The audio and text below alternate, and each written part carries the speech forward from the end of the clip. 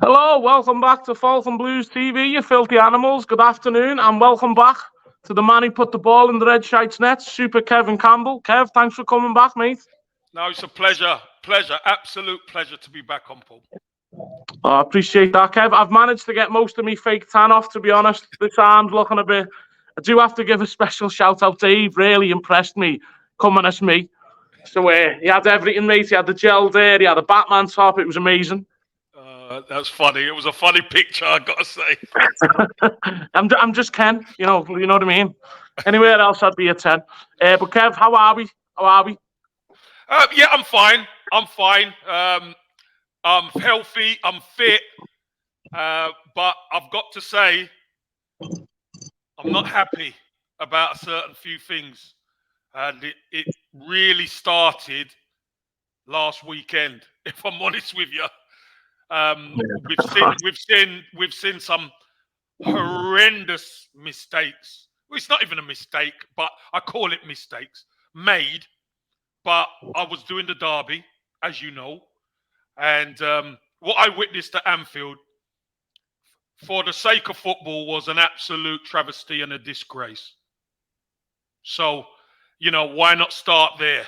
It really was a disgrace. And obviously what's gone on and come out since, I'm angry because I don't understand how the authorities, how are they getting away with all this? It's madness to me. Yeah, it was obviously the Kanate one is baffling, really. And like, just his whole, if he's going to book Ashley Young for that first tackle, 2 minutes later, Tomiskas goes through, similar tackle, and it's a yellow. So he doesn't book that. Then of course, the Kanate one's the big one. Now, Tarkowski got booked in the first half, and he was told, "I'm booking you because you were out of position, and that was clumsy." So they went up and said the same to the referee. Mr. Pawson hasn't really took any time. He hasn't took any acknowledgement. He took a good few minute or two to go, "I'm going to send Ashley Young off." But for that challenge, he just went, "No." Kev, do you think this was partly a result of Klopp in the media the week before? Basically, everyone, for a whole week, we got blanketed. It was a bad decision, the VAR one. I think this is an old trick Alex Ferguson used to do. Get the media on your side and sort of, it's tough to give a decision there because that's the only rational explanation I can come to over that. Do I think? No, I don't think so. Do they try and use it? Yeah. But at the end of the day, the referee's got to do his job. And the referee, when he starts the game, he's the one who sets the tempo of how he's going to referee it. And boy, did he set the tempo. Ashley Young was booked straight away. Tarkowski was booked. Simikas wasn't booked. And then then Kanate got booked. And then the second one, you've got to referee how you've been refereeing the game. And he doesn't. Why doesn't he? Because, listen, there's only one thing I could think of. He's against Everton. It's that simple. He is against Everton. I'm not saying he's pro-Liverpool, but he's against Everton.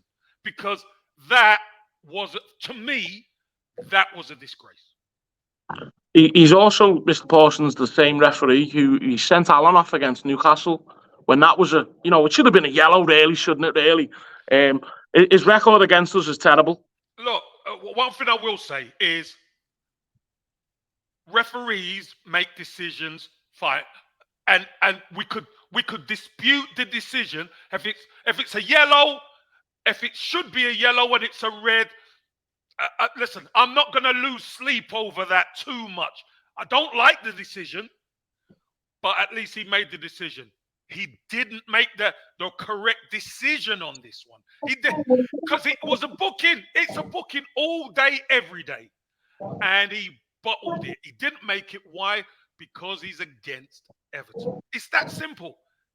And when Jurgen Klopp took Konate off a minute or 2 minutes later, that tells us everything.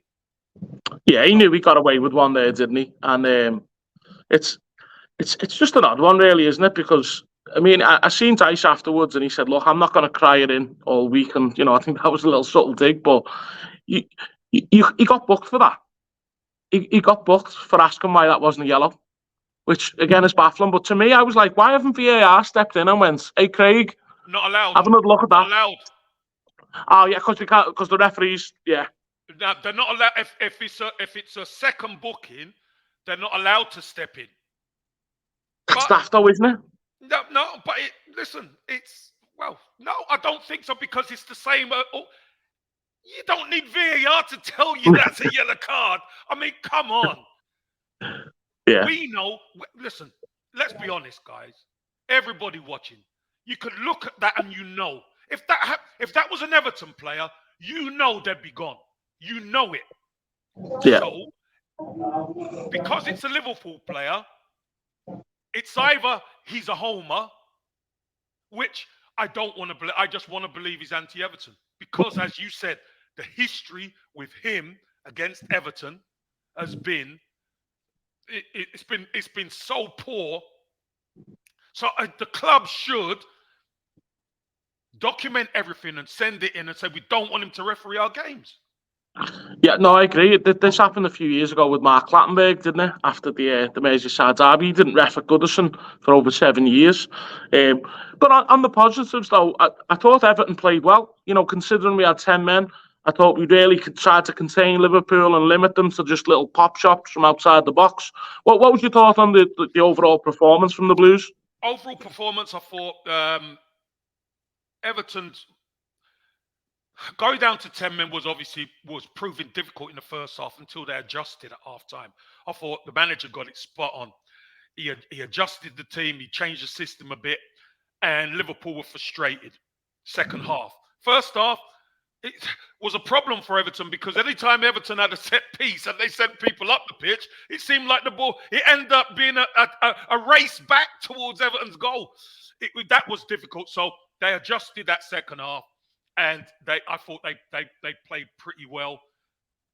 Obviously, so much twists on that decision because 10v10, who knows what would have happened? You know, who knows what would have happened? We know Liverpool are a strong side. Liverpool got firepower everywhere, and they got a penalty. We know Keane's arm was out. It hit it. Fair enough. You get a penalty, and then you're chasing the game, and you lose the game. Fair enough. But, you know, so much twists on that potential red card that should have been given. But I thought Sean Dyche got his tactics spot on, especially second half. First half, obviously needed to adjust a little bit when Ashley Young got sent off. But all in all, I think there's shoots of progress in this Everton side. I really do. No, I agree, Kevin. And we said this earlier on in the season that, you know, they're creating a lot of chances. You know, it's not like we're dead and buried in games, ain't like that. Even games we've lost, you look back and think you should have got points against Wolves and Luton and Fulham. But the main positive is that they are creating chances. And this, you've seen it at Brighton last season. We've seen it at Brentford away this season. I think it will come good. They just need time to gel. It's nice to see Calvert-Lewin back fully fit. Yep. McNeil added in that side. I think there's a lot of goals there as well. And you've got Dan Juma and Beto on the bench. I think overall we're looking a lot stronger, to be honest. Yeah, there's a bit more depth at the top end of the pitch where it matters. I'd really like to see Beto and Calvert-Lewin play together. I think at Goodison, I'd love to see that at Goodison because it will cause the opposition defense, major problems. Because both of them are big, strong, good in the air, quick. So Everton getting the ball forward early and causing problems, I think will put other teams on the back foot. But obviously the manager's got a certain way he wants to play. There are some bodies there. I really like Garner. I think Garner's coming into his own. You mentioned McNeil, etc. A lot of players are starting to bed themselves in now, which is good. And I'll be honest, as long as Calvert-Lewin and Beto are fit, I think Everton could be fine. Yeah, as I said earlier on, I don't think we've got to move any mountains, but I think we'll be all right. And Jared Brantwaite, another one who's cemented himself in the team, he looks like he should be. He looks like he should start every week. It's nice to see him get a new deal. Yeah. I do fear that one day he might go to a bigger club, but I think it would be a good transfer fee for Everton if that does happen. But I think Michaelenko stepped up this season as well since he's come back in the team. Thought he's been solid. And, there's a lot of positives. By the way, I thought he was excellent against Mo Salah last week. Yeah. I mean, yeah. Mo got the 2 goals, which, it's a striker's lot of penalty and stuff. But most of the game, Michaelenko marked him out of the game, which is something to do. So he's done pretty well this season. Yeah. And I even think going forward, he's put in a few good crosses, and just sometimes we've just not been in the right position, or the luck will turn, though. I do think it will turn. Now, unfortunately, Kev, we had some sad news this week with obviously our chairman, Mr. Bill Kenwright, passing away. At the end of the day, look, we've lost an Evertonian. Someone's lost a husband, someone's lost a father, and seeing all the lovely news come out about him, like all his charity work, and a lot of ex-players coming out saying how positive he was and supportive, that he would personally message players. It's stuff that you won't see with chairman going forward, unfortunately. But, condolences to all his family. And Kev, and I know you knew him a lot better than we did. I'm sure it's been a tough week for you as well. Yeah, look, I mean, obviously seeing Bill pass and no longer with us, deepest, as you said, deepest condolences to his family, his partner, his friends, and to the Blue family, because listen, let's be honest. When you're a family, you can have your squabbles, you can be, at loggerheads at times, but when something serious like this happens, everything gets pushed to the side, and the caring nature comes out. And he was a great man. I've got to say that he was Everton through and through. Blue blood goes through him, and a lot of the things, as you said, that you're seeing come out about him was there's so many positives, but he never said anything about it. Wouldn't blow his own trumpet, etc. I know he was deeply hurt with what went on at Everton, because he wanted to be the guy to get Everton going. He wanted to be the guy to get things moving at the football club. That's why, he worked tirelessly to get the club to a certain position. And if we're honest, at times it worked and at times it didn't. And for a long spell, when you're the person holding the reins, you're the one who's going to get some flack. And the flack came to him, and it probably came at a bad time because he wasn't well. And I speak to Alan Myers pretty much, and who Alan Myers is. Alan Myers is a blue through and through, and he's so well connected and stuff. And he told Bill, it's going to be bad for your health, Bill. Just let it go. But because he's such a massive blue, he wants to be the man to fix it. Do you know what I mean? It's tragic in the end, obviously, because he's no longer here. And I'm sure if we all had an opportunity to say our goodbyes, we would have taken it. But he was a great man, and I remember saying, you're born a blue, you die a blue, and Bill Kenwright was one of us. He was a blue. He was a blue through and through. So whatever the opinion was before, that gets pushed to the side, because he really was a good Evertonian and a good man who only wanted the best for the club.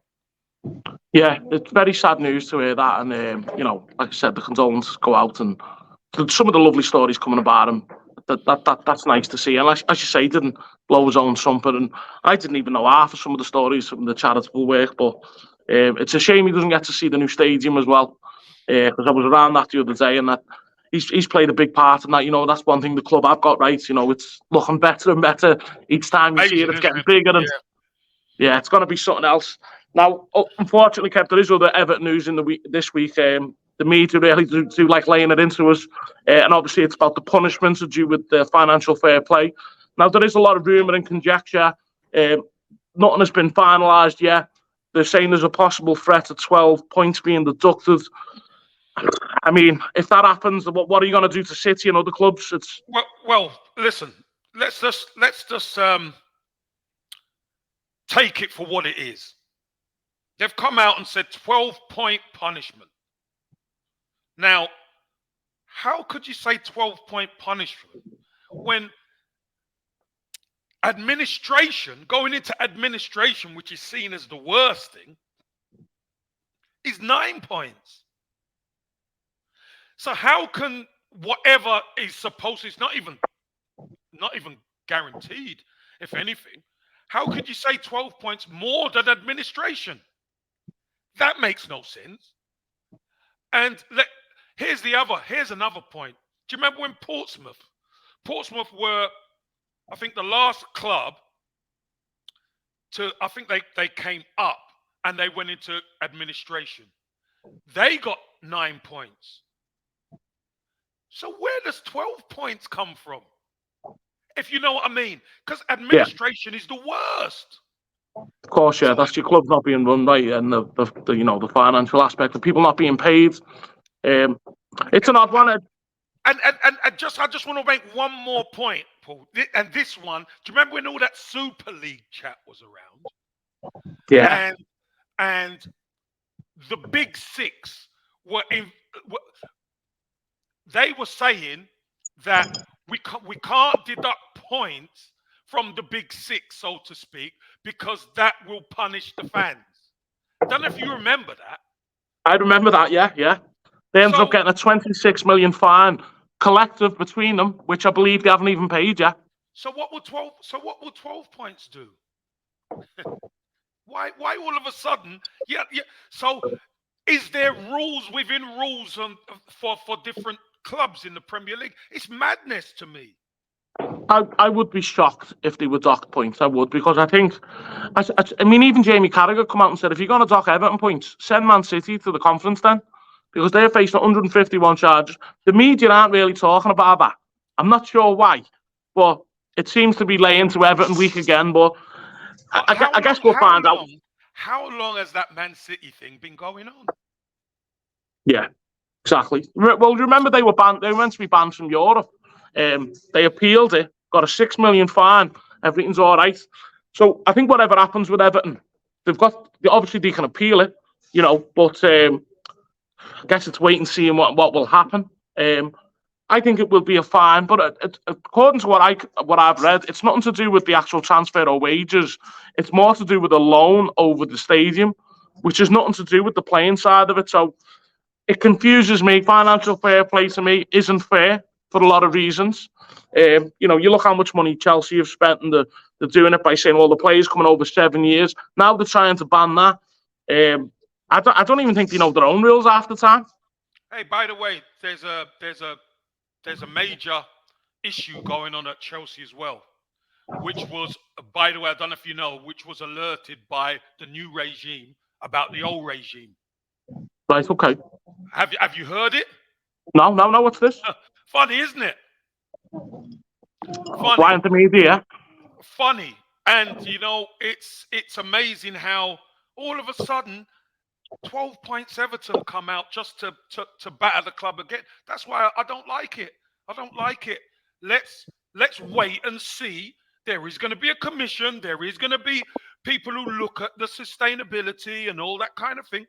And let's see where it goes. All of a sudden, these flash headlines of 12 points, etc. No, let's see where it goes. Because at the end of the day, Everton keeps saying that they have stuck to the rules. So let's see. Yeah. I just think it's a lot of smoke, and let's see what happens in the end. Yeah, and every transaction that Everton have done over the last couple of years has to get approval by the Premier League. So it is an odd one. But Kev, we'll move on to Sunday. Everton have got West Ham away. It's at 1 o'clock. Hold on. Remember, there have been other clubs who have broken FFP rules, who had transfer embargoes imposed in the Championship. Yeah. So, no points. Transfer embargoes. So again, where these 12 points come from, I just want to keep stating on them 12 points. Where these 12 points come from, I don't know who's brought these 12 points out, but they really need to rein that in. Not happening. Yeah, it's an odd one, isn't it? And maybe they are just making up the rules. Are they trying to make an example of Everton to fear other clubs? I don't know. Well, I suppose time will tell. Everton have got West Ham away on Sunday at 1 o'clock, Kev. Big game, obviously, after the Merseyside derby. We know we need points, and other teams are starting to pick up points like Burnley and Luton. And, it's a tough ground to go to, but they've just played in Europe last night as well, so hopefully that gives Everton a bit of an edge. What's your thoughts? Yeah, I think Everton have to look at it that way for sure, don't they? It's it should be a really big opportunity.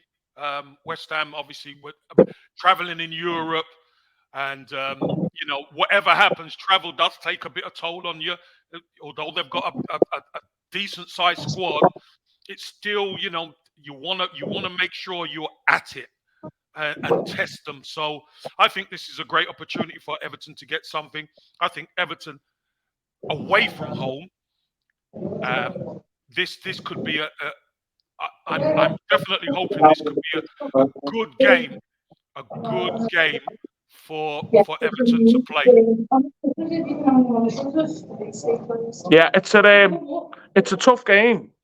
But I say they're played in Europe. Sorry, Kev, someone's come in for a party. I think they're setting up in the pub. But I was just going to say, what did she say? She said Everton are going to win 3-0. Oh, that's what we want. That's what we want. Yeah. Yeah, but look, London's not our best hunting ground, I suppose, in the last couple of years. But we have got some positive results. I mean, look, Brentford's practically London. We got a 2-2 draw away to Chelsea last year at Stamford Bridge.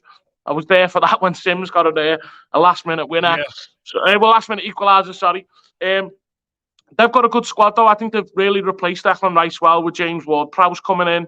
And look, we know Moyes. Moyes is going to get teams solid, and he's done a great job at West Ham.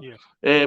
In a perfect world, if we could go back in time, we may have been better off taking Moyes before Ancelotti come in, because that was nearly a done deal by all accounts.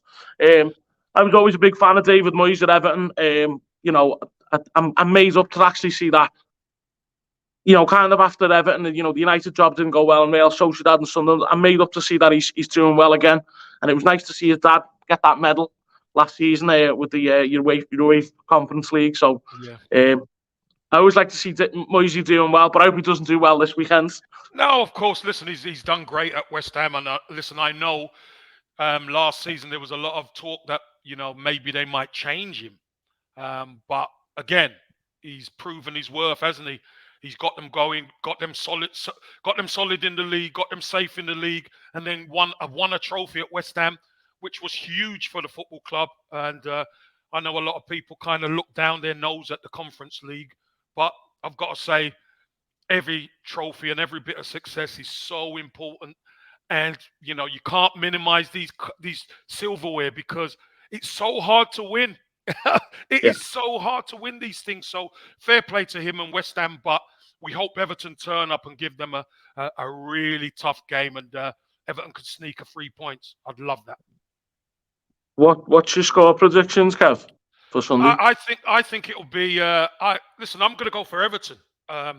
Funny enough, I'm going to go 2-1 Everton. Everton to catch them on the hop from Europe. I hope so. As I say, those Thursday night hangovers, I suppose it does affect a lot of clubs. And as I say, like the UEFA Conference League, it's a trophy, and Jose Mourinho took it seriously. You know what I mean? And obviously won it first with Roma. Yeah, good stuff. So, Kev, final question now. This is a bit controversial. I'm going to ask you this again. Pineapple on a pizza, yes or no? I like that answer. No chance.